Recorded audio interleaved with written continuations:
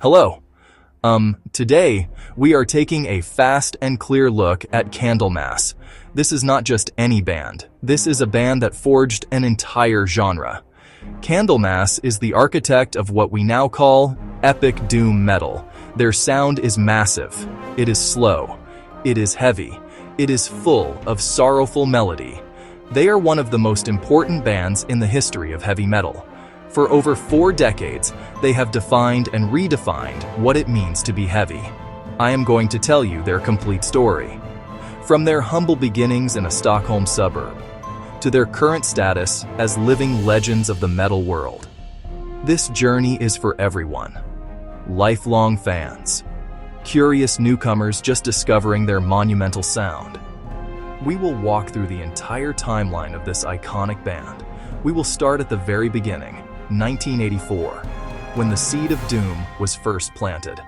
I will name every significant member who has contributed to their sound, from the stoic founder to the iconic monk-robed vocalists. We will explore each studio album one by one. I will provide the essential details: release year, the studio where the magic was captured, the producers who helped shape their colossal sound.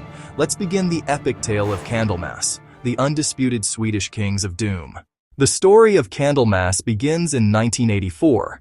It starts in Upplands Väsby, a suburb of Stockholm, Sweden.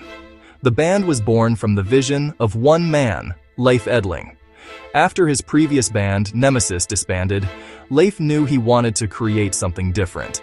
He wanted to forge a sound that was heavier, slower, more emotionally powerful than anything else at the time. He was deeply inspired by the early work of Black Sabbath, but aimed to build something even more monumental and dramatic. He began writing songs deliberately slow-paced with crushing, down-tuned guitar riffs and lyrics about despair, solitude, cosmic sorrow. The first complete lineup came together in 1985. Alongside Leif on bass, Mats "Mappa" Björkman, rhythm guitar, Klas Bergvall, lead guitar, Mats Ekström, drums. They chose Candlemass, funereal, ritualistic. Instead, they chose deliberate, crushing heaviness, a sound both epic and deeply melancholic. That approach made them stand out.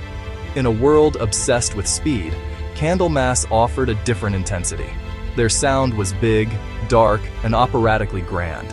They recorded a couple of demos that circulated in the metal underground. The early years were about refining the vision. They created a new language for heavy music, atmosphere and emotional weight over pure aggression. A solitary monolith of doom in a sea of high-speed metal. The bold separation from the norm would soon pay off, cementing their place in metal history. In 1986, the world of heavy metal was forever changed. Candlemass unleashed their debut album, Epicus Doomicus Metallicus. This album was released on June 10, 1986. Recorded at Thunderlode Studios in Stockholm, Sweden. Production handled by the band themselves, in collaboration with Ragne Wahlquist. The resulting sound was raw, cold, unbelievably heavy. Not just an album, a manifesto. It laid down the blueprint for epic doom metal, a genre the band essentially invented with 6 monumental tracks. The album is a masterclass in slow, grinding, melodic heaviness. From the opening toll of the bell in Solitude, to the final, fading chords of A Sorcerer's Pledge. The riffs penned by Leif Edling are simple but devastating, creating a sense of immense scale and sorrow. Vocals were handled by Johan Längqvist. He was brought in as a session singer. His powerful, clean, emotive delivery was the perfect counterpoint. He added tragic beauty. He delivered a legendary performance. Upon release, not a massive commercial success. Its impact on the underground was immediate and profound. One fan might put it simply, pure doom, cold and heavy. Nothing sounded like it then. Nothing has truly topped it since. A monolithic artifact of pure doom, the foundational text of the genre. Following the monumental debut, they found their man in Brorian Alfredo Messiah Markelen. With his powerful, operatic voice and charismatic, monk-robed presence, the final piece of the puzzle. Result, Nightfall, released 1987. Nightfall cover art, Thomas Cole. Recorded at Thunderlode and Music Lab.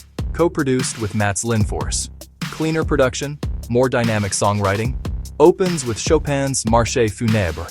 Then, The Well of Souls, Samaritan, At the Gallows End. Every track is a classic. My favorite, Perfect Songs.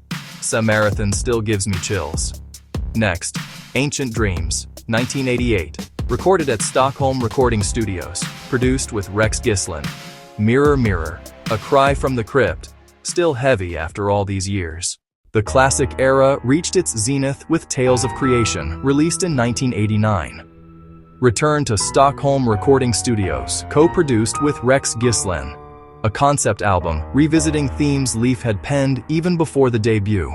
Faster, more aggressive moments like Under the Oak and slow-burning epics like the title track. A Doom classic. The flow of this album is incredible. But behind the scenes, tensions grew. The Right record tour grind took its toll. Soon after, Messiah Marcolin departed, ending their most iconic lineup. The 90s brought change. Thomas Vikström on Chapter 6, 1992, recorded at Montezuma Studios, produced by the band. A shift adding traditional power metal elements. Fans were divided. Leaf put Candlemass to rest in 1994. He formed Abstract Algebra, progressive and experimental.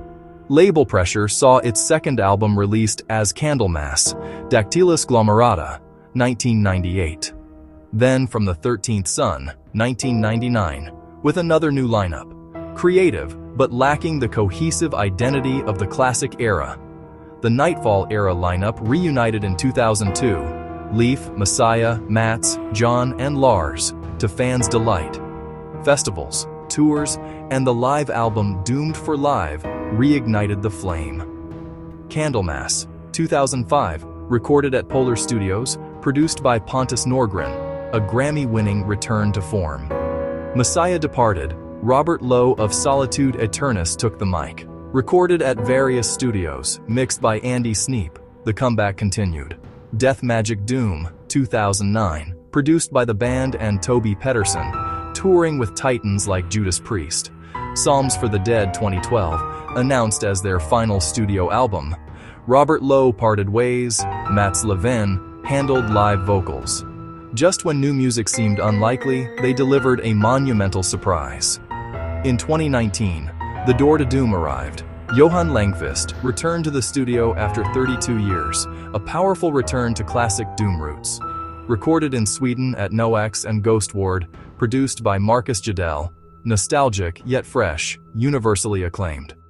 Astorilus, The Great Octopuses features Tony Iommi, a symbolic torch pass that earned a Grammy nomination. In the last year, they hit key European festivals including Wacken, played intimate club shows in Sweden and nearby, kept writing, and oversaw a deluxe classic reissue for collectors. So, why does Candlemass matter so much? Their importance cannot be overstated.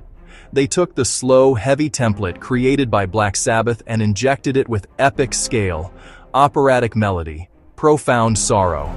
They created a new subgenre, epic doom metal, and remain its undisputed masters. Their songs are long, dark journeys into the human condition, with a theatrical presence.